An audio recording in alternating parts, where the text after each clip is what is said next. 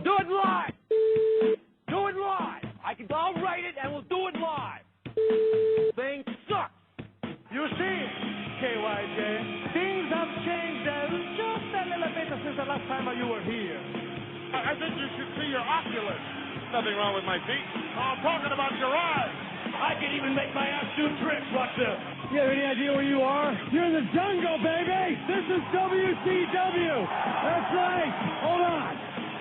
For over 10 years, the world's #1 source for professional wrestling news and information.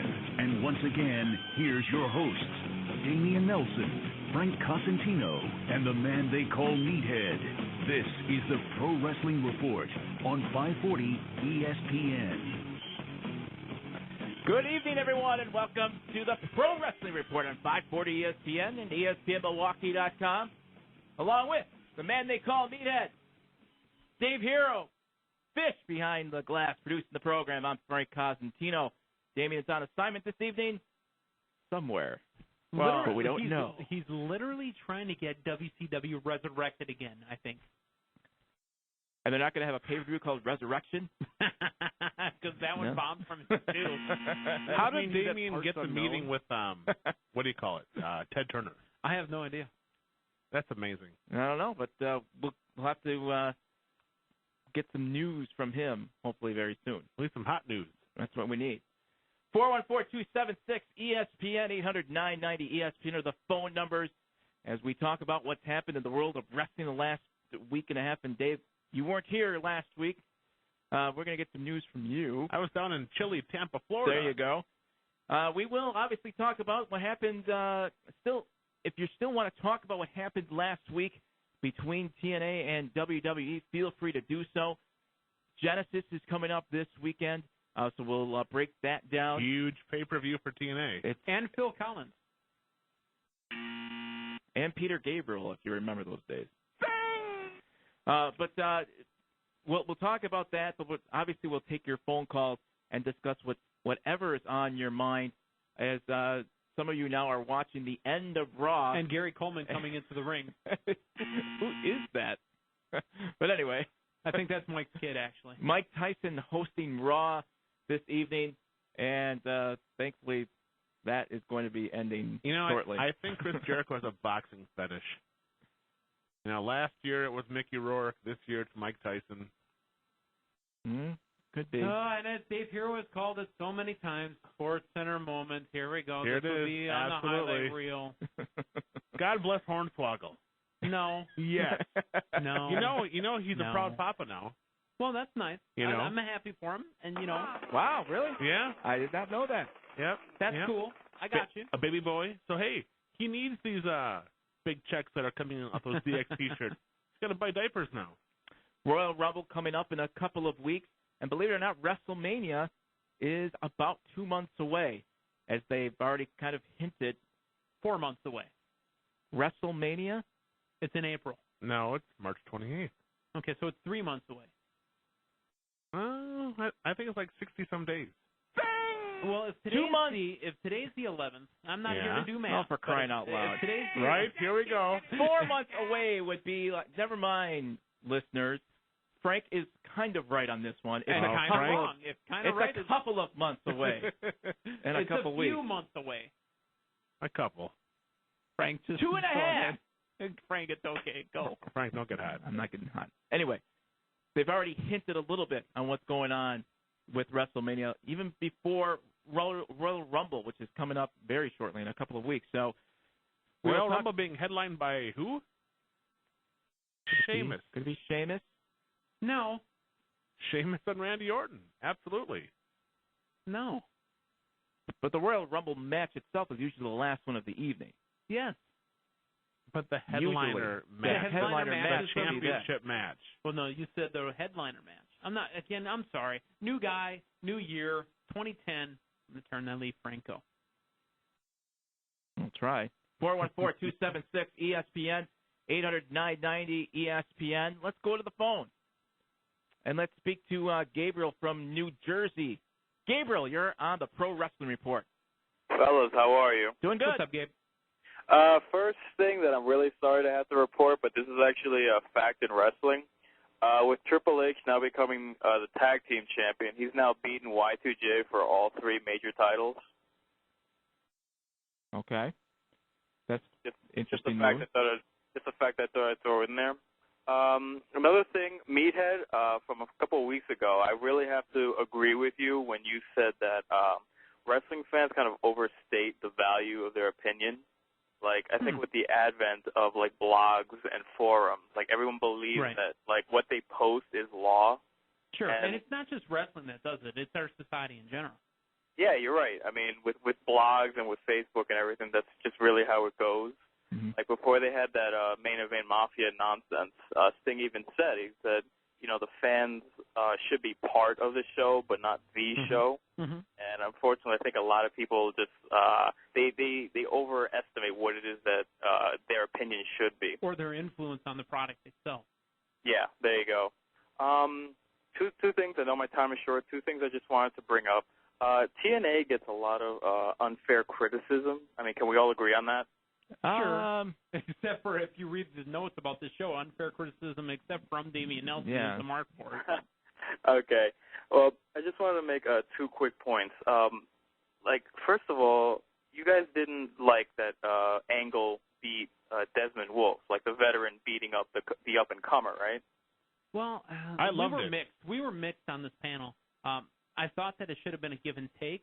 But, I mean, would you really believe that Desmond Wolfe on a pay-per-view was going to go over, you know, Kurt Angle? And not really. So they kind of – I like the way they did it. Desmond Wolfe was going over on Angle week to week on TV, but when it came to the big money match – he wasn't beating him on TV. Right, but he was getting some heat on him. His character was getting over on Angle. But when it came to a, you know, pay-per-view match, a money match, then that's when, you know, Angle finally got back.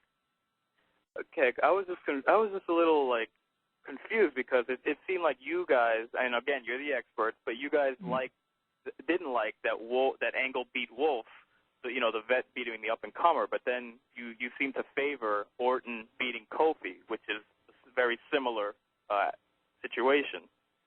Well, for me, the main difference is that Desmond Wolfe is the first guy that TNA's brought in that hasn't gone over on the big stars. So they're making Desmond Wolfe earn his keep in TNA. Whereas in the past, when Raven or Rhino or Christian or Kurt Angle, when they come in, within a month or 2, they put the belt on him. So they're actually developing Desmond Wolfe, where he's like starting at the bottom and working his way up. So that's being well done. But Randy Orton and Kofi, I think it's actually been a pretty good give and take so far. Okay. I mean, you really can't expect Kofi to go over on Randy Orton every other week. Yeah, true. One more thing really quickly. I'm happy that Sheamus is champion. I mean, it's a new face. I can't stand Cena. And to an extent, I really don't care about the politics behind the title change. But why did you consider, like, that Matt Morgan isn't ready for a world title, yet Sheamus is? Again, that's where we differ on this panel, because I thought Matt Morgan is ready for a world title. Mm-hmm. Matt Morgan isn't ready yet because he still has some maturing and growing to do. I mean, he's got a great look, you know, but he still is learning the business. He's not. Mm-hmm. He's not sure. Again, he's not sure if he's a baby face or a heel yet. Yeah, but then again, your Brock Lesnar wasn't, you know, ready emotionally or mentally either, and it got slapped on him. But there was a different reasoning for that. Time too. It was a different reasoning for him because he what already makes you think that he wasn't ready emotionally? I don't know. But, I mean, you're just saying that maturing. So are you saying that from your interactions with him? Yes, and from talking to different people in the business, you know, that have worked with him. Okay. It's hard to add emotion, getting emotion and finding out emotion from wrestlers. You know, it's fan reaction, I guess, is the emotion you're looking for. Behind-the-scenes stuff, you know, we only get limited information when it comes to that. So, Gabriel, thanks a lot for the phone call. When we come back, Steve Gilberto will get to your calls. You can also hit us up on pwrshow.com. And we're in the chat. The new and improved pwrshow.com. Yes. It is fully functional, or almost fully functional, but it still works. And we'll take your phone calls, but we'll do that when we come back. You're listening to the Pro Wrestling Report on 540 ESPN and ESPNMilwaukee.com. Welcome back to the Pro Wrestling Report on 540 ESPN and ESPNMilwaukee.com. 414-276 ESPN 800-990 ESPN. For those of you all over the world, you can also hit us up on pwrshow.com. And, Meat, you are looking at the chatmosphere. Yeah, you remember that was the battle that I had with Shadowsphere, and I gave up. What are some of the minions talking about in there? Well, there was One Man Dynasty, and it's all hero in this segment here. Yeah. One Man Dynasty said, OF, hero is on, so apparently not a fan. That's okay. Hey, that's okay. It's okay. Diva17 mentioned that I read Dave's Twitter page, and he said, or she said that how awful Dave mentioned Tyson was doing. Please, give us an idea. Tyson, ZZ Top, who was worse as a host? I'll say ZZ Top just because they weren't involved. Okay. Wrestling. But Tyson, that first 10 minutes, that was brutal. Brutal. Yeah, that was tough to watch. But you had an interesting week last week. Yeah. As you were, unfortunately, the weather didn't cooperate with you. No, I was able to go down to Tampa for the nuptials of Frankie Kazarian and Tracy Brooks. Yeah. Beautiful wedding. Good time. And, yeah, it was nice. Too bad the weather was like 42 degrees. It wasn't much warmer than it was here. I don't want to hear about it. When you go to Tampa, you expect 75 and sunny. Absolutely. And I didn't get 75 and sunny in San Diego all the time. But, I watched the Monday Night Wars. Well, see, we were trying to talk to you about it last week, but unfortunately ODB grabbed your phone. I was trying to keep up with ODB, and I failed miserably. There's no way to go through life. You were such a failure turtle, dude. She drank you under the table. Crushed me. Crushed you. Wasn't even close, was like it? You were a schoolgirl. Are you kidding me? I mean, by the time I'd finished one, she had 3 done, So you did have a chance to watch Monday night. What are your thoughts? What was the question that Damien asked, not only us, but our listeners and callers, who do you think won the evening? And it's a tough question. No, I mean, not from a rating standpoint, just your own opinion. For me, I watched the entire Impact all the way through from start to finish. Did not flip over to Raw until then I watched Raw afterward. And TNA, with the exception of Orlando Jordan, kept my interest the whole show. But the Orlando Jordan thing, and Frank, Damien, and myself all agreed, and I don't know where you're at yet, but the Orlando Jordan thing was nothing more to make the pimp look, or the Pope, whatever, make the Pope look that good. Man, the Pope verbally smacked him around. It's going to be an interesting little feud with those two guys because they're so similar in so many different ways. What are you trying to say? I'm just saying that, it's going to be interesting. So overall, TNA delivered for you. Yeah, I mean, Val Venus there was very cool. I thought that was the best spot for him. Of course, seeing Scott Hall and X-Pac, that was no big surprise. Ric Flair, a nice touch. Jeff Hardy, I mean, surprise. You can tell he has court coming up the way his haircut's going right now. Yeah, a little short there. Yeah, but I wonder if he's going to change the colors when he walks in. And you know what? There's a few more guys that are still coming in to TNA. It's going to be starting with the Genesis pay-per-view, which will be interesting considering they don't have a card for it yet. I can't find it anywhere. We're still looking. So then, real quick on Raw, your thoughts on Bret Hart coming back? You know what? Did that deliver for you? Only Bret Hart delivered. Otherwise, Raw to me was your regular Raw show. There was nothing special about it. It's funny you say that because we all said the same thing, with the exception of the Bret Hart, Shawn Michaels, Bret Hart, Vince McMahon interaction. Business as usual. But here's the thing: how could Raw have done anything differently? Who could they have brought in as a surprise? They don't have to bring in a talent to make it different. They could do something different. They could change something up, make a title change, do something. Well, they are starting the ladies' title tournament. Should be interesting. I don't know. It's either going to be Maurice or Alicia Fox will be the new champion. You were trying to shove Alicia Fox down our throats the last time and said she was going to be champion, and what happened there? It was political. Did you want to be happy or did you want to be right? I was depressed because she was supposed to win. Didn't happen yet, but you never know. You'll never know what the future will bring for Miss Alicia Fox.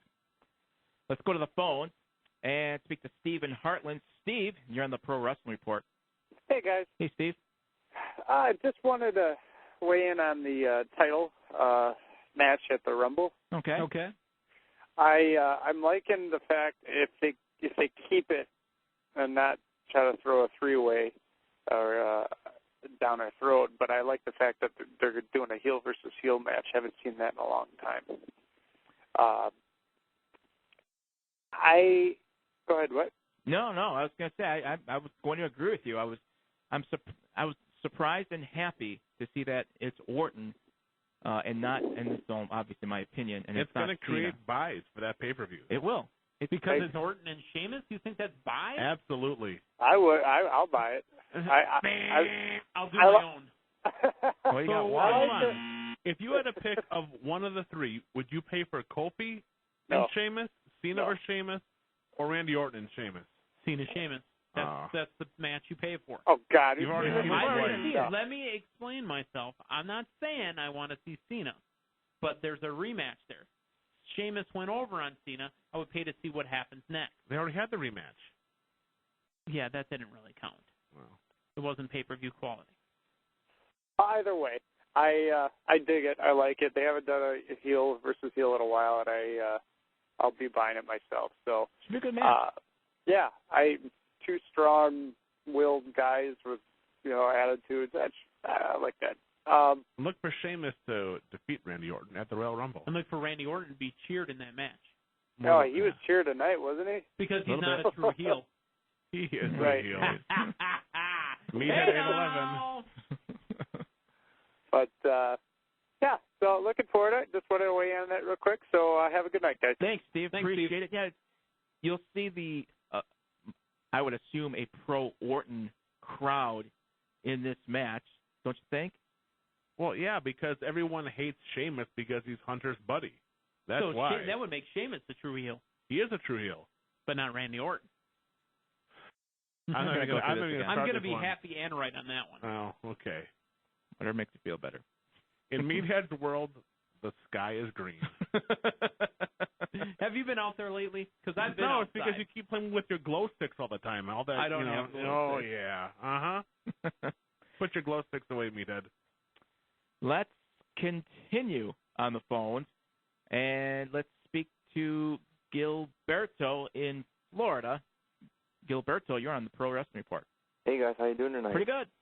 Yeah, I thought Raw was okay tonight, except for Mike Tyson, who kind of looked like he was struggling to say what he wanted to say. He got his paycheck. Yeah, that's what matters. Yep. But Mike. Yeah. I totally saw that coming at the end with him turning on Jericho. Yeah. Surprise. But I'm kind of interested with what they're doing with the Sheamus, because I really thought that Cena was going to win because obvious, Cena Sheamus are trying to build up. But then out of nowhere, they just have Orton just come out. When Kofi came out, I said, ooh, this looks interesting because I don't know. I didn't really know which one was going to win. But then when Orton won, in convincing fashion, by the way, which is pretty good, he just keeps on getting stronger as a heel. Even though he's getting cheered, just the emotions that he has in the ring. That segment with Michael Cole when he hit that DDT on John Cena. Yeah. Look at the look in his eyes or whatever. They keep on trying to, even though he's getting cheered, they're still trying to push him. Hey, this guy's a heel. Remember that, Yeah, But they're struggling right now to make Orton, look like a heel. I mean, there's people cheering him. Yeah. But I thought, Raw, other than that, was good. What I really liked was the promo between The Miz and MVP. That was a really good promo. It was good for the first 3 minutes. Put it this way, if TNA was on tonight, I would have changed the channel. That would have been you. I actually liked it. The whole 10-minute promo? It was a little long. I'll agree with that. But I thought it was a good debate, not debate, but a good exchange between the both of them. Other than that, I'm kind of excited with what TNA's doing. Even though I already know what's going to happen on Thursday, I'm still going to watch because I'm pretty interested to see how they're going to do this because they never really want to say who's coming. But I'm also interested to see how they're going to build a card because again, they don't have a. By the way, thank you for the call. They don't have a card built. Well, the only match, there's two matches that I know for sure. That we know of, but not officially announced. There's three. There's Beer Money against Hall and Nash. Yeah, Hall and Nash. You got ODB against Tara, and I think it's AJ Styles and Kurt Angle again. Possibly. Is that right? I mean, that's what the pay-per-view poster looks like. My understanding is that this is TNA's throwaway pay-per-view because everything's going to reset with Hogan and Bischoff in charge after this pay-per-view. Kind of like a la Nitro, New Blood Millionaires Club. And that's going to bother me a little bit because you're trying to build some momentum here coming off of a very good TNA show last week. And obviously weren't here. I thought Raw was very good too as a show. So you're building momentum. Now you have this pay-per-view that, I mean, I got to be honest, folks, I can't find a full card for.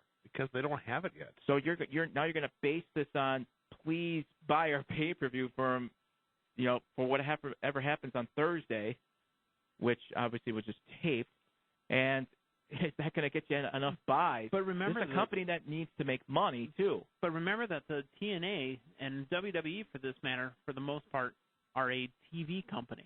Well, WWE is an entertainment company, but it's about the TV ratings first. So TNA right now isn't worried about what the buys are going to be for this pay-per-view. I don't know if I agree with it. I think they need every penny. Right now, TNA is in a disarray. What their plan was for this week's show on Thursday night, and this isn't a spoiler because it didn't happen, at one point during the show, they were going to come out and blow up the ring. And take away the six-sided ring and bring back a four-sided ring. Wow. But here's the problem with that. Right now, all of their camera angles are set up for a six-sided ring. Mm-hmm. So that studio is built for a six-sided ring. Mm-hmm. So if they did that, then their whole pay-per-view would kind of be shot because then they have to reconfigure the entire arena. So it's only a matter of time before that ring is gone. Okay? But right now, they don't know what they're going to do. They don't know who's going to be there or what's going to happen. So this pay-per-view, it's a throwaway. Interesting. Trying to build it, maybe you're right, Meat. They just don't care about, at least maybe don't care about this one coming up. This one they don't care about because this one in particular. They're going to reset. Everything's going to change at the next TV taping. Interesting. 414-276-ESPN, 800-990 ESPN are the phone numbers. Again, we will go through what we think could happen at the Genesis pay-per-view. But we also want to talk about a little later on the program with Bret Hart. They kind of teased it again a little bit tonight with Vince McMahon, and he kind of came out, didn't say too much. Basically said screw Bret again. The rumor, but I don't know if it's not a rumor. Bad. It's going to happen, most likely, barring injuries. Frank tried to twist it there. Barring injuries, there could be a sprained ankle or a cankle or something. So we got 8 to 9 weeks of this, 10 weeks of this. Absolutely. Well, at least 2 months worth of it. Right. Yes, you're correct. When we come back, Ronnie, Rob, Jason, hang on. We will get to you. We are broadcasting live for the Time Warner Cable Studios in downtown Milwaukee. You're listening to the Pro Wrestling Report on 540 ESPN and ESPNMilwaukee.com.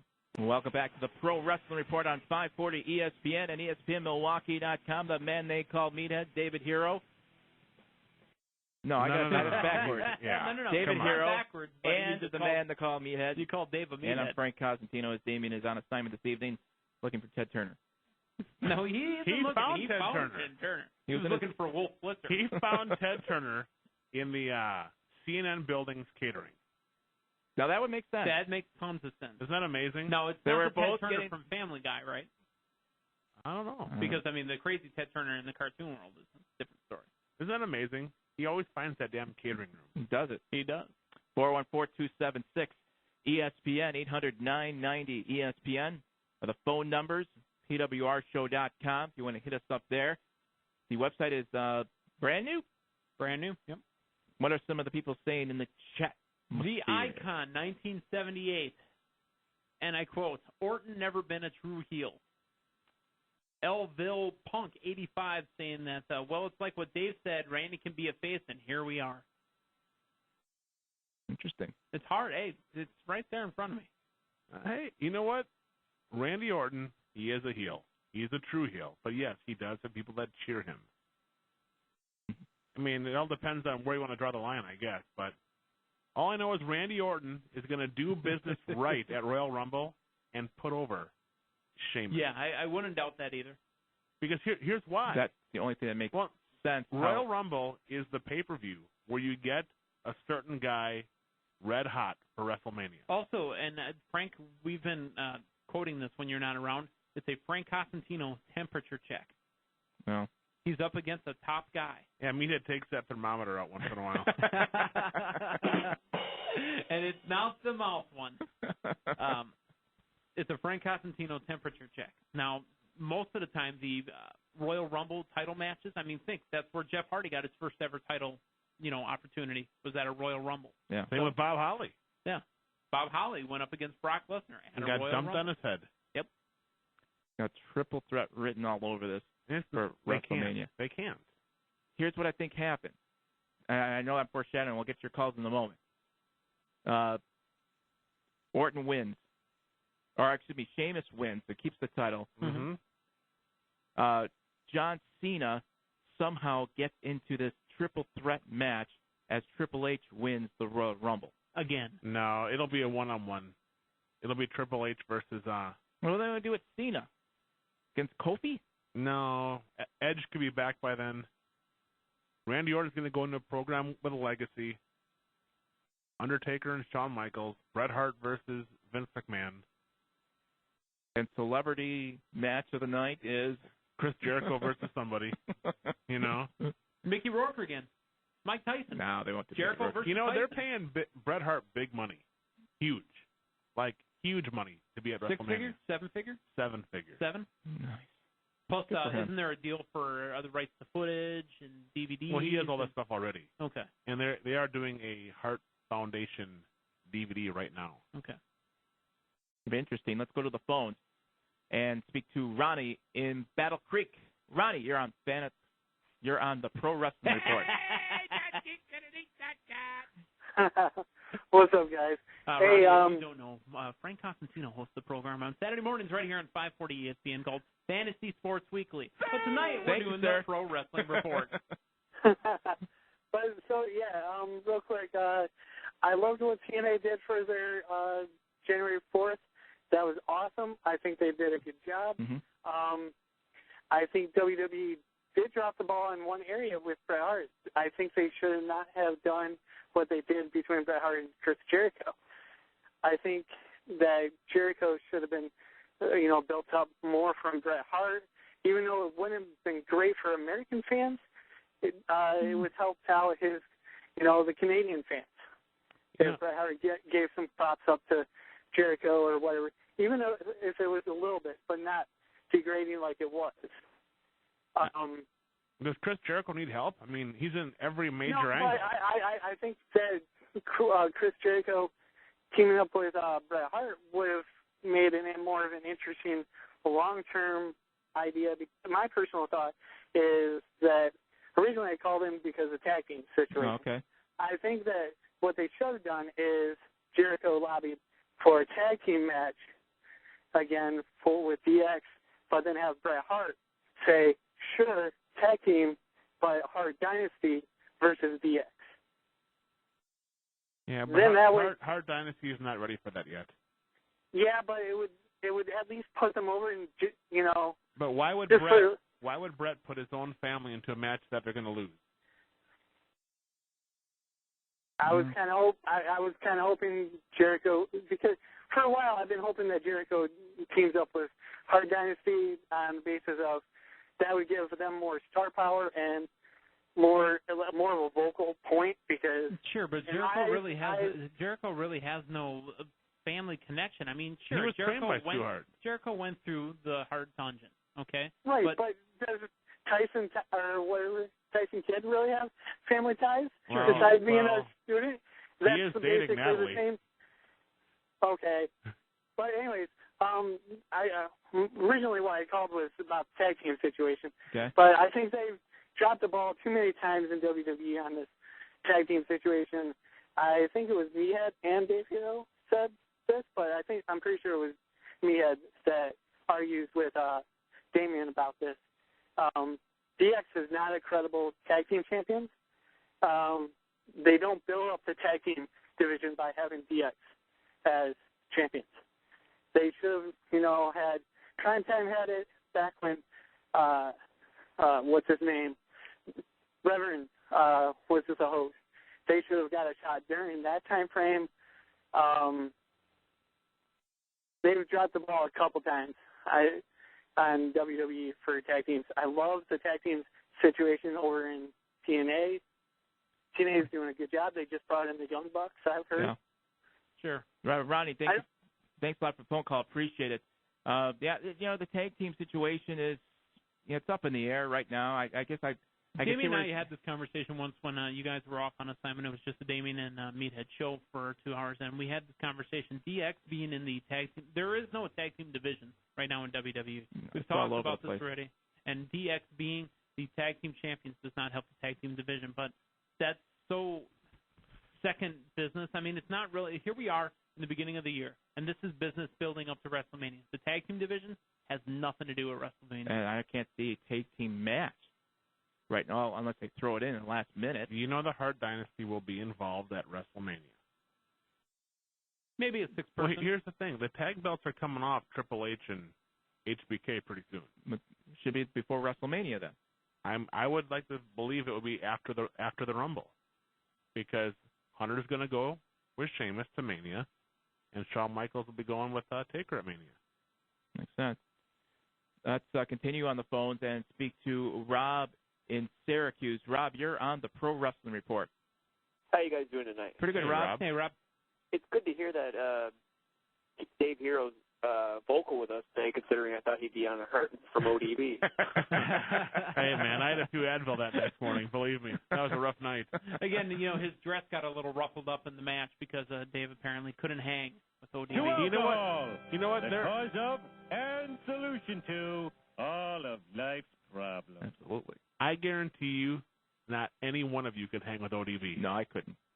Do you know me? I guarantee you could not hang with her. What's on your mind, Rob? All right, I just have to say, I just watched the Bret Hart footage with him and Vince last week. Uh-huh. He didn't miss a dime when he got kicked. He dropped to the floor. I thought he was great reaction time from Bret, being out of the ring for, since 2000 till now. Sold it well. Very well. Also, I like to say, Alicia Fox versus Gail Kim, and now Eve Torres versus Maurice. Is this going to be a heel versus heel for the title or what? You know what? It's going to be, well, could be. I don't know. I mean, I love Gail Kim to death. I'm a big Alicia Fox fan, but let's face it. What does she bump like? She bumps like Mr. Perfect. That's what I'd like to hear. What you just said is one of the most insanely idiotic things I have ever heard. But you know what? I have a funny hunch it's going to be Maurice going over in the end. I it will be too, but if Alicia Fox and Maurice, there's no build behind it, people are going to go heel versus heel, turn away. That's my personal thought. Even though I really, Dave, you're converting me. I'm starting to like Alicia Fox in the ring a little more. She's improved. I mean, you know what? When she spends time with people like Gail Kim and Melina, she has no choice but to learn. Improve. Absolutely. Exactly. And I have to say, Kelly took a major bump with that power bomb. She fell pretty hard on her head there. Yeah, that was a good power bomb. Yep. Well done. And the Santino Marella, his eyebrow was starting to look more like That was kind of funny. His eyebrow, I swear to God, reminds me of a woolly bear caterpillar. Kind of cool. Yeah, but just having him right when Swagger was gets in the ring and he runs out of it like a little girl. It was good stuff. The Italian. That's right. My last point here is Miz talking about in the locker room. Does this set up Miz versus JBL at WrestleMania? Ooh, I doubt that. I don't think JBL's coming back. You think he's got that bad of a taste in his mouth right now? Well, I mean, he's been out of the ring now for it'll be a year at WrestleMania, so there's no reason for him to come back because he's pretty much been forgotten about. And not maybe needed. And to be honest, not needed. But they brought up his name, which made me start churning the butter in my head. That he might be on his way back, but you never know. It could happen. And I have to say, Jericho's been knocked out twice in 1 year now. Yeah, poor Jericho. Yeah. Thank God. He's doing what he's supposed to do. He's doing Isn't that job. your guy? It is thank my you for guy. the call, Rob. Appreciate it. Every week. But you know what? He's on TV every week. So that means he's relevant. Yeah. Much like Santino. Santino is relevant. Never said he wasn't. Beautiful. I think that was the first time I've ever heard someone say that they're churning butter in their head. I was a little uncomfortable during that. I gave Hero a look, and I'm glad Hero's on the other side of the room. That guy's brilliant because he agrees with me. Exactly. I mean, come on. That was a good call. Let's take one more call before the break and speak to Jason from the volunteer state of Tennessee. Jason, you're on the Pro Wrestling Report. Hey, guys. How you doing? Pretty good, Jason. I just wanted to call and talk about the TNA show on Monday. I got to say that I disagree with a lot of the popular opinion. I got to say it was a bad show for me. Okay. What parts of it made you go that direction? Well, when it opened up, I was looking at it, and it seemed like they were promising a barbed wire massacre match and a Full Metal Mayhem, and those just seemed to disappear throughout the course of the show. I don't even remember them being mentioned. They didn't disappear through the course of the show. Bischoff ripped them up. That's when it disappeared. You know what the best thing about that was? When Bischoff did tear up those run sheets and throw them to the crowd, those were the run sheets. Yeah. Security had to run out there and grab them back because they just thought they didn't think he'd throw them to the crowd. They just thought he'd just tear them up and throw them in the ring. Yeah. Mm. I mean, what else did you like about the show? I liked a lot of the stuff. I liked the Jeff Hardy appearance. I thought that was a big coup for them. I thought they really did good in snatching him up. No. But Ric Flair was good, even though I wouldn't like to see him in the ring. But other than those two guys, I think everybody else that came in was kind of disappointing. Scott Hall looked like he just came from the buffet line. It was pretty. Hey, yo. Yeah, he probably. Hey, at least Scott's hair wasn't cobalt blue. There you go. All right, Jason, thanks for the phone call. Appreciate it. We come back. We will talk about what the Royal Rumble. It could be some surprises both with that. Your thoughts on TNA. We'll talk about Genesis once we find a card on it. And much, much more. You're listening to the Pro Wrestling Report on 540 ESPN and ESPNMilwaukee.com.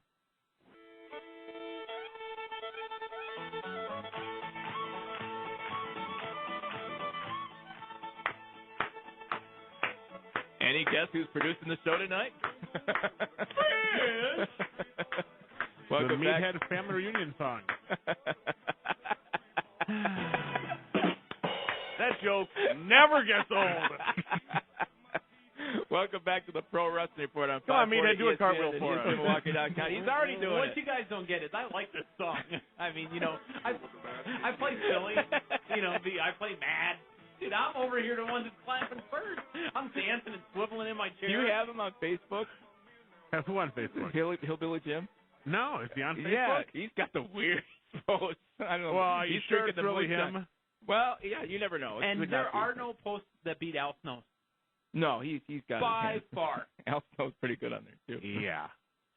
414-276 ESPN 800-990 ESPN. Again, you can go to pwrshow.com. You can go to Twitter, find out latest information Follow there. Frank Costantino on Twitter. If you want him, they're really on there. But I'll Dave Hero, Damien, Meathead, PWR Show. pwrshow.com. You can find last week's prime time on demand. You can email your comments, and you can hit the chat sphere. Yeah.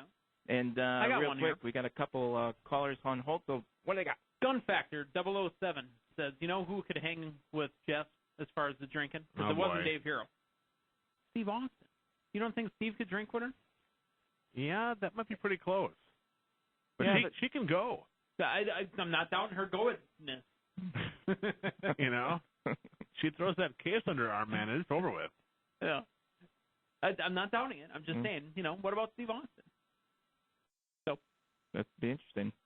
They could have it at WrestleMania one day. Right? You never know. Let's go to the phones.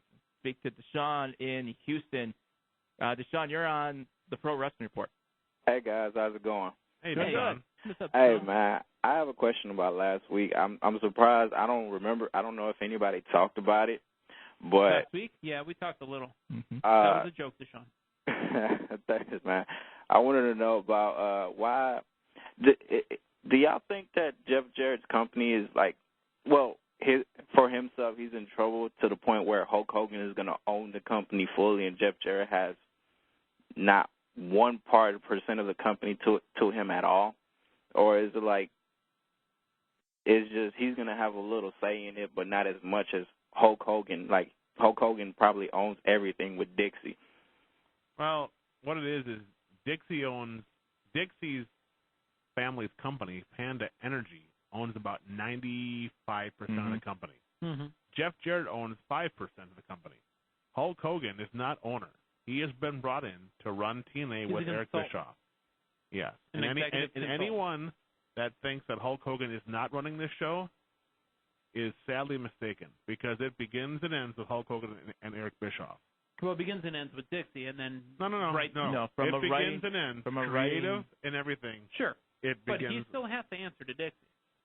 No, maybe from a financial standpoint, but that may be it. But as far as he's doing whatever he wants to do, or this way, she's given that to him. Well, hold on, think about it. X-Pac blew off a pay-per-view. They bring him back. Scott Hall blew off a pay-per-view. Bring him back. Matter of fact, Joe, that was Jeff the one that Hardy. that was the one that Joe went off on Dixie in the front row. Jeff Hardy blows off a pay-per-view, brings him back. So if Dixie was really running that ship, she wouldn't have brought those three back.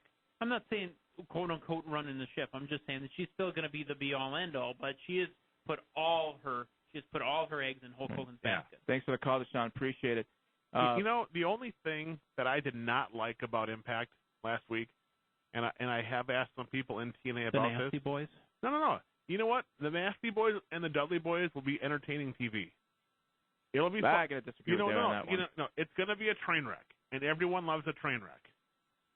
Absolutely. The one thing I didn't like was that not one time during that Monday night special did they mention watch Impact on Thursdays on Spike. Not once. By the way, the replay for TNA's Impact was a .9. Which is what they were drawing regular, 1, 1.1, 0.9. I mean, it's right in there. So that was their big mistake, because I have talked to some people tonight that called me and said, "Hey, where's Impact?" Thinking it was back on Monday. Mm-hmm. So let's continue on the phones and speak to Ahmed in New Jersey. Ahmed, you're on the Pro Wrestling Report. Hey guys, I had a few thoughts and then kind of a question. I wanted your guys' opinion on CM Punk and what they're doing with him. He's not in the main event picture, but he gets most of the screen time, comparatively speaking. Well, again, we have differing opinions. I believe that as long as you're on TV every week, that you're a relevant character in wrestling. Now, some will say, and I'm not saying it's the guys that are going to speak in a second, but some will say that, he's still in a doghouse, or he's still, kind of being shoved, back in order. And I got that. I understand it. But as long as he's on TV, I think he's okay with it. Right now, Punk is going towards the Brutus the Barber Beefcake gimmick. He'll be given haircuts. Uh-huh. Yeah, it could be. I mean, that's better than not being on TV at all. I agree with Meathead on that. I mean, he's getting a stable, it looks like. Well, I wouldn't call Festus a stable. Oh, I mean, they're trying to do something with him. He does have some sort of a following, especially in the Chicago area. Yeah. So they're trying his best. He's not a bad wrestler. I think he has a lot of potential out there. And then they gave him a title for it too. I make my Thanks a lot for the phone call, beefcake comment. Meathead rolls his eyes at me. Oh, I sure did. I mean, here we are in the PWR phone zone, and you're talking about people being the beefcake. Well, you watch. Okay. He's going to be shaving heads pretty soon. And Alicia Fox is going to be the women's champion. One day she might. You never know. As Chris Jericho would say, you never know. Is he the one that says never know? Who's that? Well, you could tell me who. I don't know. Okay, I thought this was a wrestler. You didn't do that. And I've never heard of that before. All right. When we come back from top of the hour, we will talk about TNA. Mark McGuire? No. I don't want to talk about Mark McGuire. As long as we're not talking about the Packer game. Should TNA eventually go live on Monday nights? Talk about that. You're listening to the Pro Wrestling Report on 540 ESPN and ESPNMilwaukee.com. Stick around. We'll do it live. Do it live. I'll write it and we'll do it live. Thing sucks. You see it, KYJ. Things have changed just a little bit since the last time you were here. I think you should see your oculus. Nothing wrong with my feet. I'm talking about your eyes. I can even make my ass do tricks. Watch this. You have any idea where you are? You're in the jungle, baby. This is WCW. That's right. Hold on. For over 10 years, the world's #1 source for professional wrestling news and information. And once again, here's your hosts, Damian Nelson, Frank Cosentino, and the man they call Meathead. This is the Pro Wrestling Report on 540 ESPN. Second hour of the Pro Wrestling Report on 540 ESPN and ESPNMilwaukee.com. David Hero is here. The man they call Meathead is here. I'm Frank Cosentino. Damian is on catering in Hotlanta. In the buffet line somewhere. You know, he must have one hell of a travel schedule. He does. Frequent flyer miles, nonstop. Mm-hmm. He's been all over the world, and you can call us from all over the world at 800-990-ESPN, 414-276-ESPN. You can go to pwrshow.com, which is brand spanking new. Easier navigation, new commentating feature. We appreciate your patience during the relaunch of that. And we'll call it a relaunch. You know, I got a quick quiz question for you guys. Question! Especially for you, Meathead. And especially. If Sheamus defeats Randy Orton, does the what was I going to call it now? The transitional title go away? I think so. Okay. I think so. But it's, again, define what defeat means. If Randy wins. I mean, is it due to interference? There. It's the thing in your shoes. That's what it is. Defeat is. Come on. The agony of defeat. Yeah. Is it because of is it a true win? Is it Sheamus? It doesn't matter. If Sheamus beats Randy Orton, the transitional, whatever you want to call it, goes away. I'm going to change that. No, it doesn't. Because Jericho won the belt when? Mm-hmm. He won it at Armageddon, I think it was. Survivor Series? No, it wasn't Survivor Series. He won it at Armageddon, I believe. And again, Chatmosphere.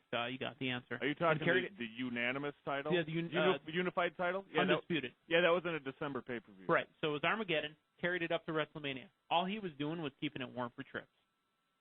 He was transitional for 3.5 months. Oh, we'll see. But it's a good question, you guys Dave. Still have, it's a good question. But you still have the definition of a transitional champion wrong. Define for me, Dave Hero, Booker Man. A transitional champion, at his first title defense, drops the belt to the next guy. Randy Orton, in his first run. Yeah, he was. He won it from Benoit, dropped it to Tripp. Right. Iron Sheik was transitional. Mick Foley. That was just a mess with him and The Rock. That was going back and forth every other week. No, I'm talking about around SummerSlam. Remember? Yes. When he won it. He got thrown in. When he won it with Jesse Ventura as the governor, then dropped it the next night to Triple H. SummerSlam '99. But the reason they did that was because they were the governor didn't want to raise the hand of a heel. Mm-hmm. So they had to put. Because he was busy over. running the state, and let's go be a referee on my weekends. That was a great pay-per-view. Mm-hmm. Let's go on and continue on the phones. You're in the Pro Wrestling Report, the PWR phone zone. Austin from San Francisco. Austin, you're on the Pro Wrestling Report. Hey, guys. Hear me? I can hear you. Yeah. Can you hear us? Yeah, I can hear you perfectly. What do you think of Vince McMahon as a transitional champion when he won the belt? I think that's a true definition. You know what? That's a great definition. We can call Vinnie Mac a transitional champ. Yeah, great. Well, I had a couple of points that I want to bring up, but first, I think that Legacy's gonna clinch all the belts. I believe that Randy Orton's gonna beat Sheamus, and somehow DiBiase and Rose are gonna get the unified belts. Some type of screw job, I think, and I just think that they're trying to build up all the guys having the belts or something, because they had the little inner feud earlier, and I just believe that. And what do you guys think about the rumors about Triple H versus HBK, Taker versus Cena, and Edge versus Jericho at WrestleMania? Well, I was the one that helped start the Triple H versus HBK rumor. I mean, because that's what I thought. Taker Cena at WrestleMania doesn't. I mean, they wouldn't have hinted it tonight with Shawn Michaels. Maybe it's a diversion. Maybe it's a switch. And by the way, Vengeance is where Jericho won that. Vengeance. I don't know. I think the fans will be definitely behind the Taker versus Cena. People will definitely want Taker, going to be pro Taker in this one, because it's just like a perfect crowd. People want to see this match. People want to hate. Well, why would WWE? I mean, not you, for example, but why would WWE want people to be anti-Cena? I mean, instead of being pro Taker. Well, because it's WrestleMania. I think the WWE wanted But for business wise, why would it make sense for WWE to make people anti-Cena? Well, Cena got booed out when he fought Triple H at WrestleMania, and so and they let him do that. Because there's a lot of little kids that would tell their parents, "I want to see John Cena versus Undertaker." Right. And buy that pay-per-view. That's great, but again, why for company business-wise would they make people anti-Cena? That's why, because I don't know to sell more that. paper. That's company business is the bottom line to make that cheese. And that's how you do it. It's all about the cheddar. I'm with you on that. When they get, when you have little meathead tell you, "Hey, Daddy, I want to order the pay-per-view because I want to see John hey, Cena." Daddy, and I'm like, whoa, I'm not your daddy. Because I want to see my guy John Cena against Undertaker. That's why. It's not going to happen this year, but it will happen eventually. I have one more last question. Who do you think is going to win the Money in the Bank this year? Frank Costantino. Yeah, I'll climb the ladder. Boy, until we find the entrance, who's going to be in it, it's hard to make a decision on that one. But thanks for the phone call, Austin. I've always loved the Money in the Bank, man. Evan Bourne. Shelton Benjamin will be Bourne. in it. That's probably, if he's in it, I could see him winning it. But with the exception of our guy, Kennedy, everybody that's won Money in the Bank has become a heavyweight champion or a WWE champion. Evan Bourne will not become a heavyweight champion or WWE champion. Well, maybe not. No. They already did the Rey Mysterio thing. It's got to take another 10 years for that to happen. One of the rumored matches for WrestleMania is Rey Mysterio versus CM Punk. Okay. If Rey can make it health-wise. I'm sure he will be. I'm sure they'll take it easy on him.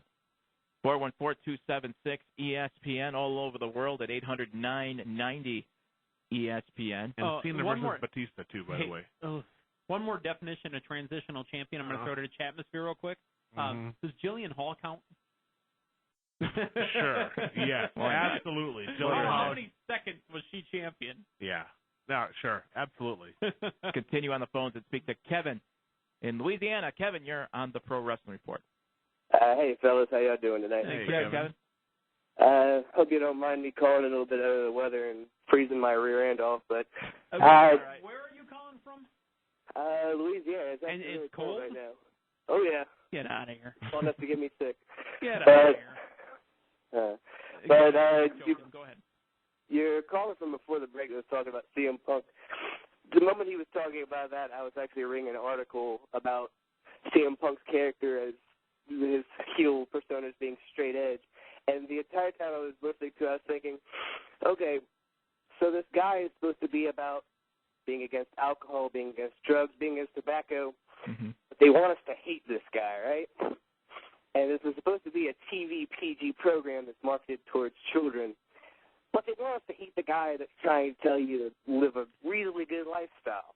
And that's not really what they're asking you to hate. They're trying to get you to hate this pompous guy. Because remember, when Kurt Angle debuted, this guy was an All-American Olympic gold medalist, but you were made to hate him because he was pompous about it. It's not the it's not the message that he's putting out there that you're supposed to hate. It's the person because of his delivery.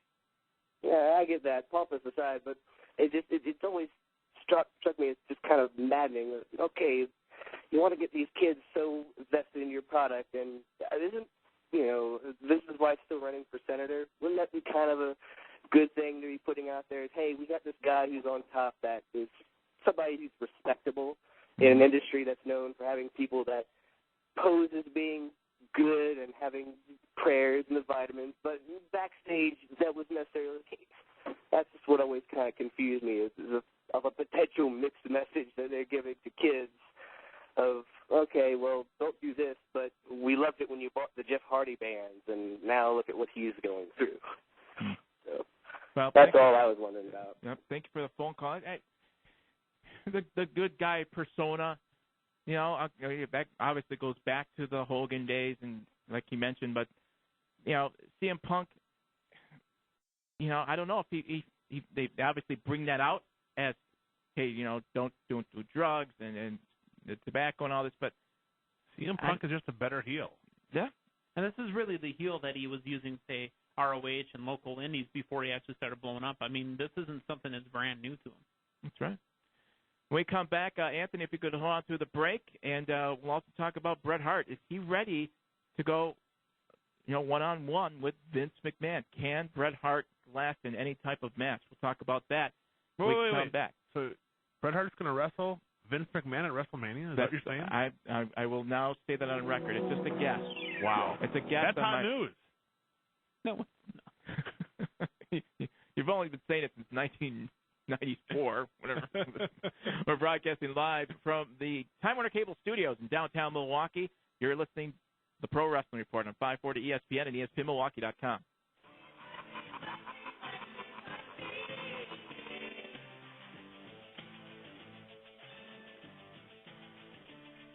Welcome back to the Pro Wrestling Report on 540 ESPN and ESPNMilwaukee.com. Everybody has a price. Man, you got to lay off the unfiltered there. Virgil? 414-276-ESPN, 800-990. ESPN are the phone numbers. Genesis coming up this Sunday, and they're really going to have to pump it hard for people to buy this sucker. But we'll see what happens. As we were talking before the show started, momentum is pretty key when it comes to getting ready for a pay-per-view, especially the weekend or the week before, where usually shows ends up, you got to buy the pay-per-view because something's going to happen. Well, this Thursday show for TNA, if they want any buys, they're going to have something to make you want to buy it. And I don't know if they're going to be able to do it. Well, the return of the Outsiders. That could be. They got to do something. Let's just hope Scott Hall shows up. In wrestling gear. There's a lot of hope there. In wrestling gear. Right. Mm-hmm. And his hair is what color? Not cobalt blue. Okay. Yes. That's not Marge Simpson blue dye number 57? Let's go to the phones and speak to Anthony. Hey, there's your guy, Kurt Warner. Speaking of Anthony, hang on one second. I'm looking at the chatmosphere here, and somebody started in about, hey, Meathead, how about your Packers? I don't want to talk about it right now. How about that? Don't get hot about it. Oh, I'm hot. Anthony. With a face mask. Meathead Packers. Anthony in California, you're in the Pro Wrestling Report. Thanks for holding. No problem. I was wondering about, on Raw, what do you guys feel about Miz's little interview segment? I thought the first 5 minutes of it was dead on, almost like a shoot interview. But then for me, it just got too long with MVP. But I thought it was great, and what he was saying is the honest-to-God truth. It was a little long, but it was good. About also WrestleMania, they can do like they did with Trump and Vince, where they have participants wrestle for them. Like Vince can have the Dynasty, and Bret can put DX. We're saying that Bret's team wins, he gets Vince for 5 minutes. Dynasty wins, but then Bret still puts the sharpshooter on Vince. You're putting $1 million into Bret Hart, you're going to get a street fight out of him. Yeah, he's going to do a lot, but I could see Vince in a sharpshooter at some point in that match. Oh, absolutely. But, you got anything else there, Anthony? Also about, I agree with Genesis, because they only have one match, and they had that match just last week, so. Well, again, technically there's nothing according to the website, nothing officially on their card. Yeah, but I'm telling you what's on the show. Well, Booker Man, here's the thing. Until it's officially on their card, it's not on the card because it can change. But, yeah, there's a couple. Actually, Dave mentioned 2 or 3 of them. Yeah, but I know the match that David Hero wanted to get it. Team 3D versus the Nasty Boys. That's going to be hot. Listen, listen, I'm telling you. Anthony, thank you for the phone It's going call. to be a train wreck. We all know it's going to be a mess. Yeah. So just sit back and appreciate the mess. That makes sense. Right? I don't sit back and appreciate the mess I make every night. But it's the Nasty Boys and Team 3D. You know there's going to be tables and chairs, and they are going to beat the crap out of each other. Probably. It better be entertaining. Yeah, I got to say TNA that. is the only place left now you know what? Between the WWE and TNA where you get real chair shots. If you think about it, the Nasty Boys were Team 3D before Team 3D. Yeah. Yeah, You know. I got you. Public Enemy, Nasty Boys, then Team 3D. Yeah. That's the only match I would look forward to seeing. Plus, nobody else on the TNA roster wants to work with the Nasty Boys. So.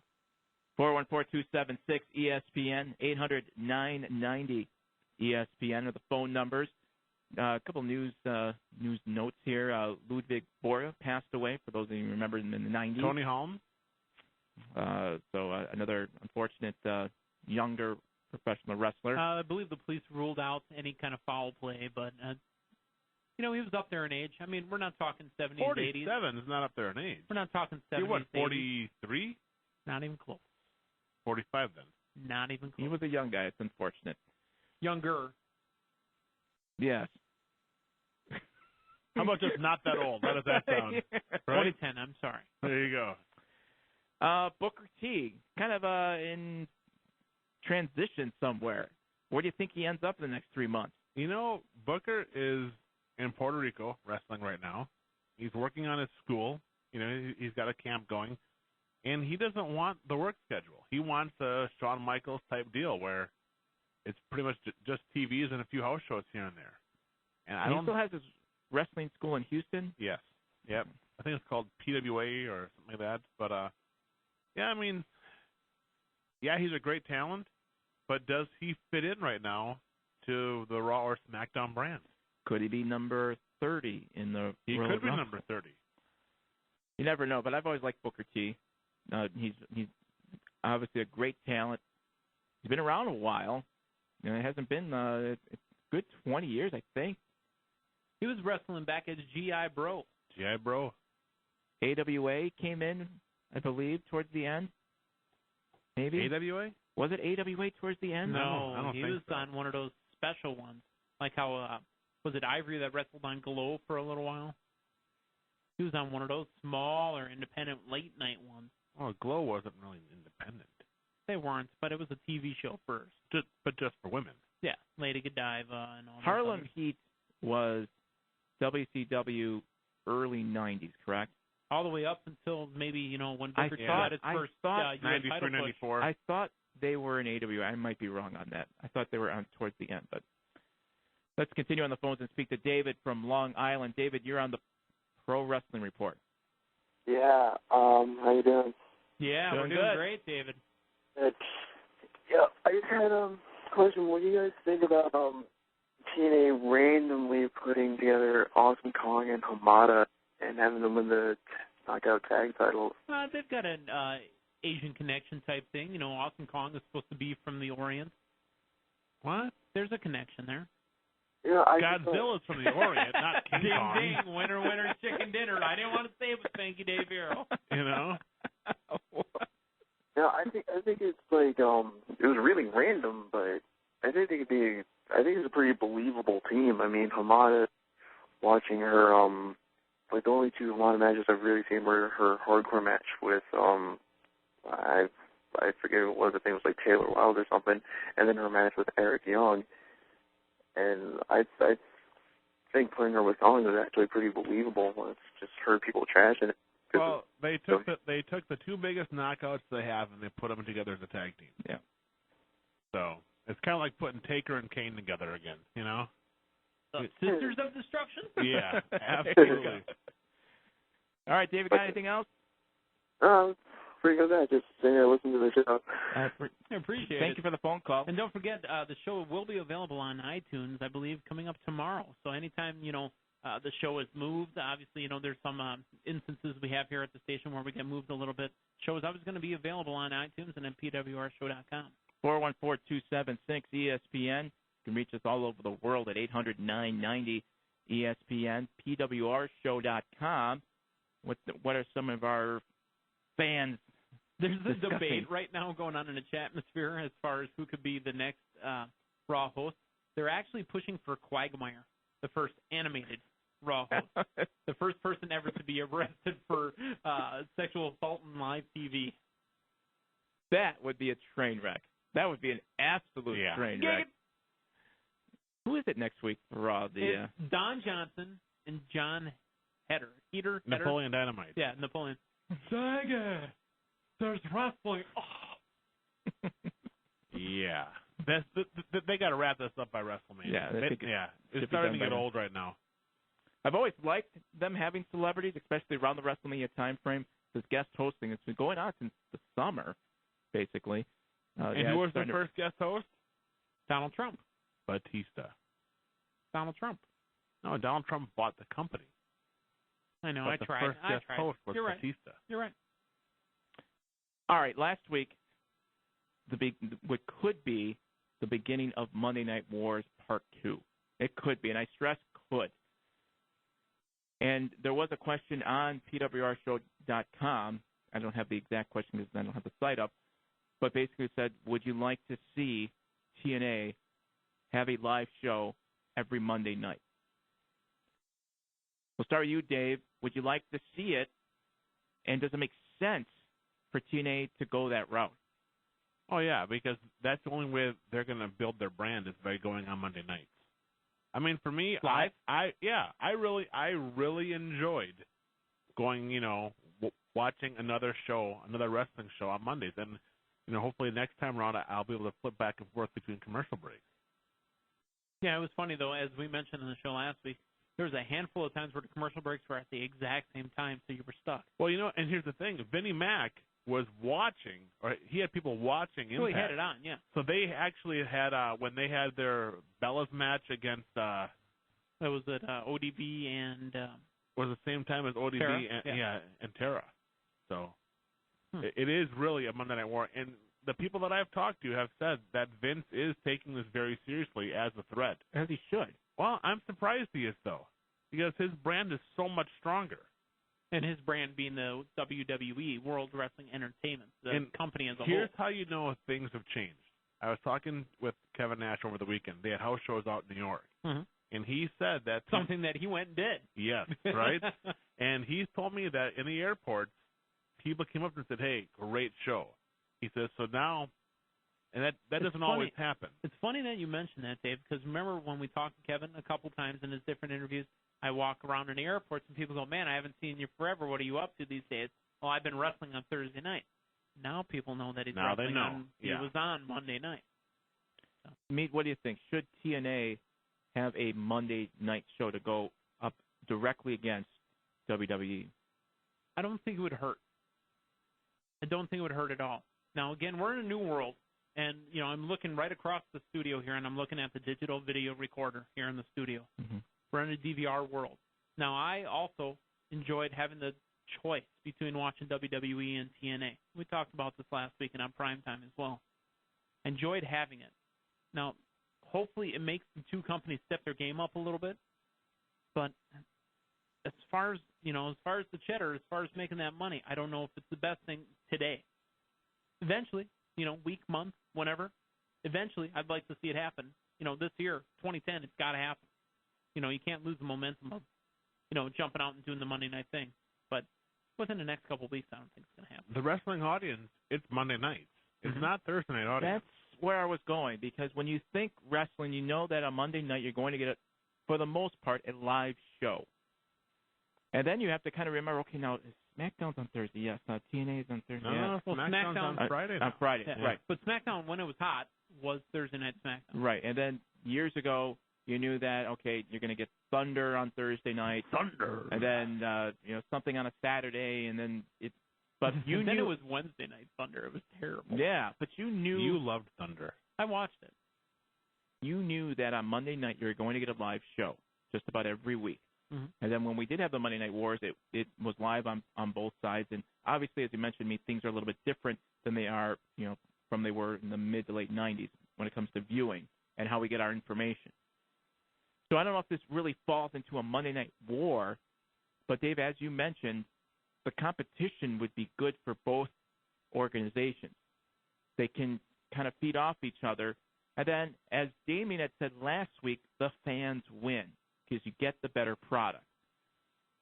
Now what you're hoping for is that both TNA and WWE take that opportunity like they had last week, and like I mentioned, start building those new stars for the future. Because you do want to sprinkle in the veterans because they made what wrestling is today. But the Sheamuses of the world, the Mizes of the world, I still throw in AJ Styles as a younger guy, even though he's been around. Those are the guys that those are the future of professional wrestling. And you've got to take that opportunity and make it. Otherwise, pro wrestling as it is will still be around, but people are going to be like, I just don't watch anymore because they didn't build anybody. And remember, we talked about this, and again, I think it was Damien specifically that would bring this point up, and I don't know how you guys feel about this yet, but I'm going to start a new little thread here. the difference between being live and being taped. Now, granted, you have the benefits of being taped. Like, oh, my God, I can't believe I read that, and that's going to happen on TV. I've got to watch. Right. I think you do so much better when you're live, because the reason Dave Hero didn't skip over anything on Impact, the reason I watched just about every second of Impact is because it's live. You don't know what's going to happen. I mean, you don't have the pro wrestling. I want to watch the GLCW roster. There you go. Val Venus, X-Pac, Scott Hall. The question is this. If TNA decides in the next 6 months or so, you know what, let's do it. Let's have a Monday night live show from... It'll be less than that. Yeah, 6 months is too far. Okay. I'm guessing in the next 90 days. I'm a lot more along that line. They go that route. Will it still be a head-to-head because they'll be having each week in Orlando in the same environment? You don't get that different environment that you will get in WWE and an arena environment. You're going to get the, I don't know how many fans, but they're 2,000, 3,000. 1,000 fans. You know, the fans are going to kind of look at it, and obviously the fans are going to make the decision when it comes down to ratings and buy rates and all that jazz, but you're going to look at both products and say, but wait a minute, Raw's at an arena where there could be between 7,000 and 10,000 people, maybe more depending where they are. Well, the arenas possibly. I mean, yeah, you're right. You can go from 7,000 to 10,000 if they're selling it out to a 20,000 building. Right. If they go to MSG, they're going to sell out at 16,000, 17,000 there. Mm-hmm. TNA, you know what you're going to get as far as a production value. You're going to have those same fans in Orlando. You're going to have that same environment. And unfortunately, they're not all wrestling fans. Yeah, you're correct. So will it technically be it's head-to-head? Or does TNA kind of want that? You're watching TNA because it's a little different, isn't it? Eric Bischoff and Hulk Hogan want to turn it sideways on Vinnie Mac and go after him. They want Monday nights. Hogan signed on for Monday nights. He doesn't want to be the king of Thursdays. He wants to be the king of Monday Night Wars. He wants to bring it back. And so does Eric Bischoff. Before the break, let's hit the phones and speak to Joey by Northridge. Joey, you're on the Pro Wrestling Report. Northridge, California. What's going on, guys? Hey, Joey. Dave wants to know if that's Northridge, California, or Northridge where the mall used to be on the north side over by Brown Deer. No, by where the mall used to be. Okay, so you're a Milwaukee caller. Yeah, I was born and raised, baby. All right. And I wanted to comment, on what Hogan said he was going to get rid of the writers and wanted to get rid of them. And I'm all for that because I was watching Raw, and I know I've been channel switching, with like Kofi and The Miz because it's all fake to me. There's no emotion. It's all fake storylines. It's just throw these guys together, throw them together, see what happens. They're just throwing stuff together, and it's not entertaining. It's just completely boring. As soon as when Kofi came on, first thing I thought, well, where's my remote? Okay. So you're all excited about the Monday night possibility of a Monday night matchup between WWE and TNA? Oh, yeah, totally. Okay. Get some good, competition going. Get some competitive storyline. Some flavor. What? Yeah, Some flavor. Some flavor. Yeah, some flavor. I just got a message from Blanchard Buzz, and I guess... Thank you for the call, Joey. Appreciate it. WWE is reporting that March 15th, Stone Cold Steve Austin, special guest host. Wow. Mm-hmm. Well, speaking of it, he also put it up now just in the chatmosphere. And speaking of the chatmosphere as well, Gun Factor 007 says GLCW needs to get a TV deal. Oh, there's not enough money for that right now, let me tell you. Okay, I'm just throwing that out there. When we come back, could WWE combat TNA with some Rumble surprises? You're listening to the Pro Wrestling Report on 540 ESPN and ESPN Milwaukee. Welcome back to the Pro Wrestling Report on 540 ESPN and ESPNMilwaukee.com. Got to give it to you, Fish. You can find the good ones. Who is that? It's the Nasty Boys. There you go. That is right. That's how nasty this song is. I can't tell if this is supposed to be rap or rock or some sort of nasty combination It's of a nasty Philly mix. Or they're just jumping up and down or running up and down a basketball court. They're hanging out with Willie Nelson, Willie stealing their championship belt. 414-276-ESPN, 800-990-ESPN are the phone numbers. PWRshow.com. is where you can get a lot of information. Obviously, last week's Prime Time on demand. You can send your email comments. You can visit us on Twitter. You can chat whenever you want to chat. Obviously, Facebook as well. I mean, we've got the. And do you tweet? I tweet. I haven't seen a tweet in quite a while. I just tweeted you. I just sent you a tweet. Well, I mean, not tonight, but it was something about those fancy Blizzard Brawl T-shirts and DVDs. That's right. From Blizzard Brawl 5. I haven't seen Frank tweeting forever. No, I don't. Frank's last tweet was my prediction: Minnesota 27, Green Bay 20 after the first Packer-Viking game. That's when Frank last tweeted. It was October, and then he had a tweet from August. Man, it's hot outside. That's about it, Frank. That's about it. That's all you get. Next week, we start the road to WrestleMania with a new weekly best of series. So look out for that. That's some good stuff that Damien's putting together. The road ends at Baby's Steak and Lemonade. That's right. In Glendale, Arizona. Armando Estrada. Looking forward to that. Let's hit the phones and speak to Richard in New York. What is that? Highlights of the Packer-Cardinal game? Richard in New York, you're on the Pro Wrestling Report. Hey, how you doing, guys? Pretty good. Richard, what's poppin'? Not much. I've been listening to you guys for a while. It's the first time calling in. Okay. I've been listening all night about your Monday Night Raw predictions, and my opinion is that if this Monday Night War continues to go on with TNA going every Monday night, I think the only thing that's going to screw it for the WWE, because I've been a long-time WWE fan since 1986, that long, and I was there with the WCW war. Mm-hmm. The only way WWE is going to come through with TNA is if they got to get rid of this PG-13 rating thing. Because it's all this stuff like when the pay-per-views, when they're trying to stop a match when somebody's bleeding, that stuff has got to stop if they want to win this war. That's the bottom line. I mean, if anything, now it's definitely two different types of shows. Mm-hmm. You know, I mean, right now they make way too much money off merchandising with all the kids. Yeah. You know, it's kind of funny that the war is actually, there are different sides now. I mean, back in the 90s, the WWE, WWF was the, TV-14. It was kind of the edgy, attitude type. And then your WCW was more your classic family type of wrestling. And now you've got TNA, who's trying to get that, young demographic, and you got WWE, who's got a PG rating. Well, like you said, the TNA is saying they're wrestling and WWE saying entertainment. Still, if WWE wants to keep this war going, they just got to go. Not saying go fully back to what they were like with WCW, but they just got to cut out with this, mainly that stopping a match type thing if somebody's bleeding type thing. That's turning a lot of. But that's people not off. going to stop. They've already invested way too much money into that right now. Yeah, well, it's just. You know what I mean? It's two different companies, two different styles, two different sets of stars.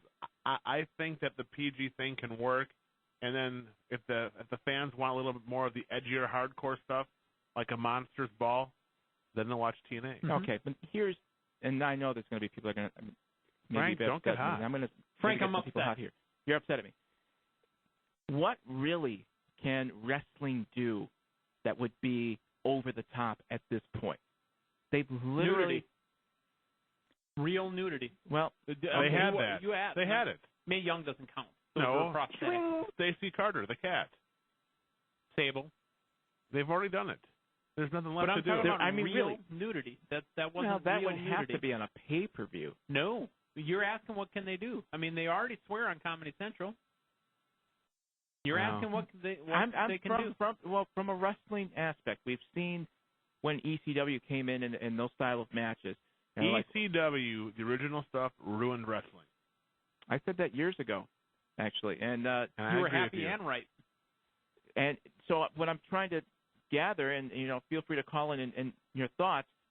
What really can be different from a wrestling aspect? You've had so many different styles of matches. You've had the controversial storylines, as many as you can think of. You've had the really stupid, crazy storylines. You've had stuff that's been very funny. You've had stuff that's gone on too long that hasn't been funny. No Chapa PP, I think they say, with Val Venus. Yeah, we got to get Val Venus on here. I'm ready. Sean Morley? Val Venus. He owns the name. We can call him Val Venus. Okay, but I mean, he can go both ways on that. That wasn't a setup. Dude, that's your deal. That's hey. That wasn't a setup. So basically, it now comes down to, in my opinion, surprising. What's going to surprise me now? Because we've seen it all. Royal Rumble is coming up. You know what's going to surprise you? Is next week's Impact. Yeah? Are you talking about this coming Thursday? Yeah. No, not this after Thursday. You're talking about after the Genesis. pay-per-view. That's going to surprise you. All right, the question is this. Does the six-sided ring go away? It will eventually. But Yeah. that's not what's going to surprise you. They're hinting at something. I can't say. Can't say it. I know. The Nasty Boys are getting title I shots. can't say. I can't say. You got to tune in a week from Thursday, and you'll be surprised. Oh, so don't tune in to the pay-per-view or this coming Thursday. Well, you can if you want to. I'm saying if you want to really be surprised, you got to tune in next week. Hulk Hogan comes out and wins the championship. With the finger poke of doom. Kevin Nash drops to the ground. Hogan wins the belt. And they shoot the Sting in the rafters. Yeah, and that's where I do the casino dealers. Done. Would that upset you if that would happen? I'm telling you, Would guys that would have drive to you look for a nuts? new. No. Would have to look for a new Because it wouldn't surprise me. Hulk Hogan somehow has the title in his hand. He doesn't want it, though. I mean, it would surprise me, yeah, because he doesn't need it. He can't wrestle. Hulk Hogan is done as a wrestler. He may do one or two matches, mostly be tag teams. They'll be with someone that's going to be like a Shawn Michaels type guy that's going to bounce all around for him. But Hulk Hogan, he barely made it through Australia. You know, those were some rough, brutal matches for him.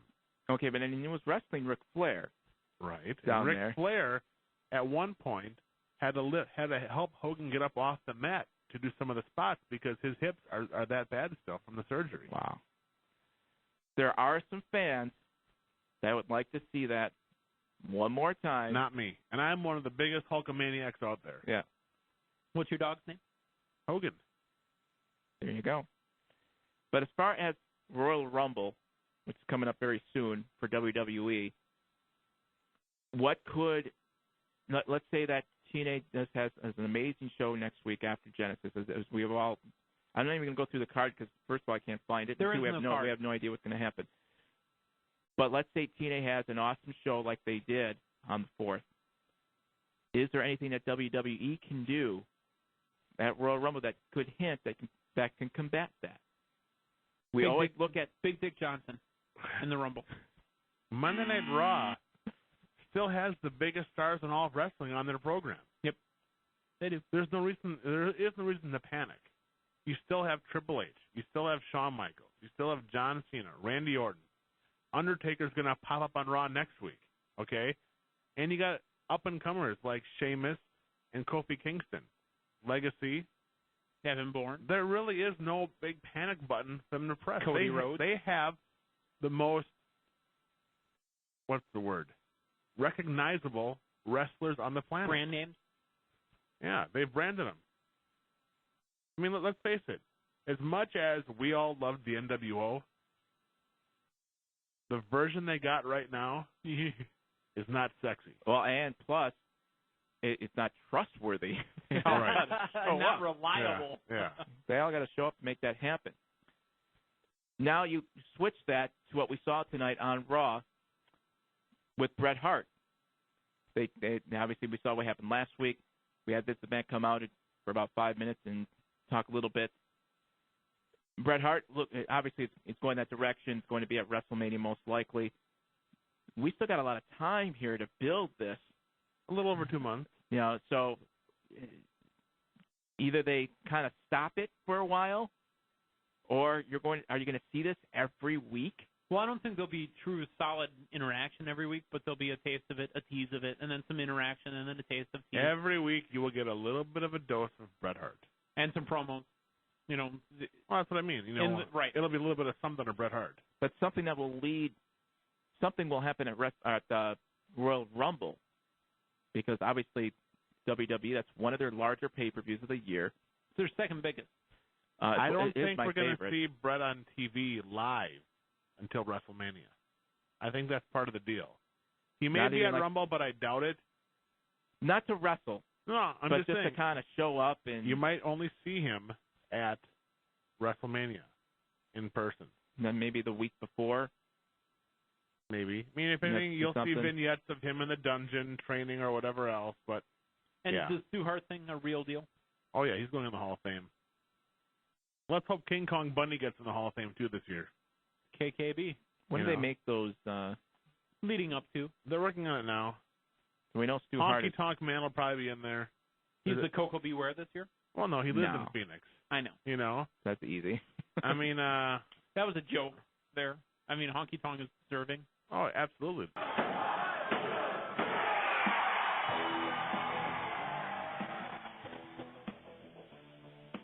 Final segment of the Pro Wrestling Report on 540 ESPN and ESPNMilwaukee.com. PWRshow.com. It's brand new. It's relaunched. A lot of good stuff on there. Lots of love on that one. There's a new commentating feature. It's easier navigation. New columns in there. Again, we appreciate your patience. The columns are coming. We actually are picking up columnists from across the Yeah. country. We're going to have those. What?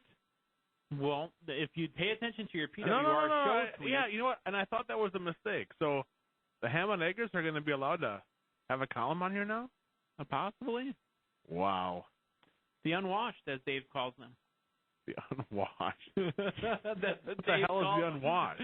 Dave, that's your line.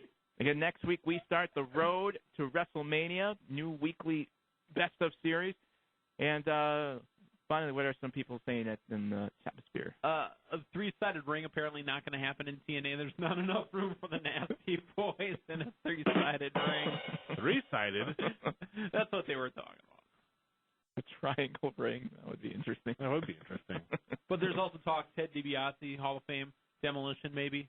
I'd love to see Demolition, GLCW Tag Team Champion Demolition. Yep. Managed by Frank Cosentino. Yeah. Bundy deserves to go in. Yeah, I was going to say, what other wrestlers would you like to see that are deserved, you think? Ricky Steamboat. I like Fish's call on that one. Yeah, that's our producer, Matt Salmon Fish, said he'd go with the Dragon. The Macho Man, Ultimate Warrior. Oh, yeah. You think Ultimate Warrior will ever get in there? Well, you know it depends on the money. It depends on the money. And Warrior is he's down living in that area, Phoenix, right? Yeah.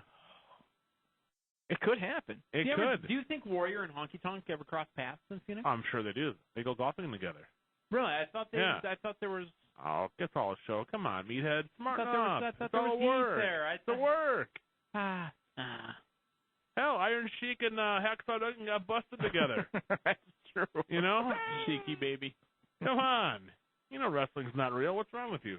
But when I met him at Denny's, no. I agree with you on King Kong Bundy. I think he should be in there. Me too. Dr. Death, Steve Williams? Too soon. Maybe next year. Okay, I'm just throwing that out. The body's not even cold yet. I'm just throwing it out. Mm-hmm. Just throwing it out. As far as wrestlers back in the now in the 60s and 70s, get the Crusher in there, Mad Dog Vachon. Isn't the Crusher in already? No, he's not in. He received a Lifetime Achievement Award at the Over the Edge pay-per-view in Milwaukee. Here in Milwaukee, then with Mad Dog King, Vachon. I think took his leg. Or no, it took Mad Dog's leg. Yes. Mm-hmm. And then Crusher chased him. Yeah, that segment went way wrong. You don't necessarily have to be in WWE. No. So they can take AWA, WCCW. It really all depends on what DVD set Vince is going to put out. I mean, when it was World Class, he brought in the Von Erichs. When it was AWA, he brought in Nick Bockwinkel and Vern Gagne. Yeah. It's going to be interesting.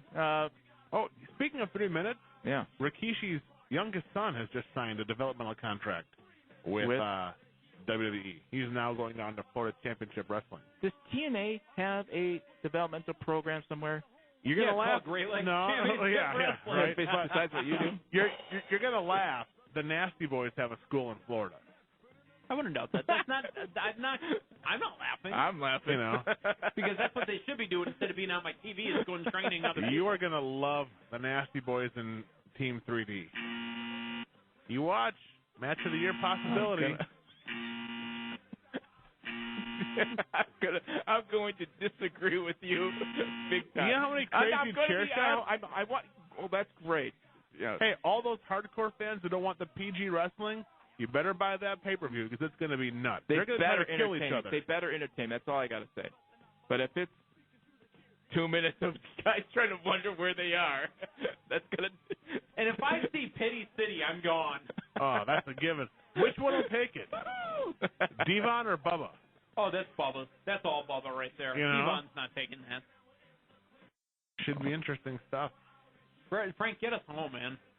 We're going to do this again. Home, Frank. We're going to do this again next week at 10 p.m. Central Time. Monday. I want to thank all the callers tonight for chiming in. Again, PWRshow.com.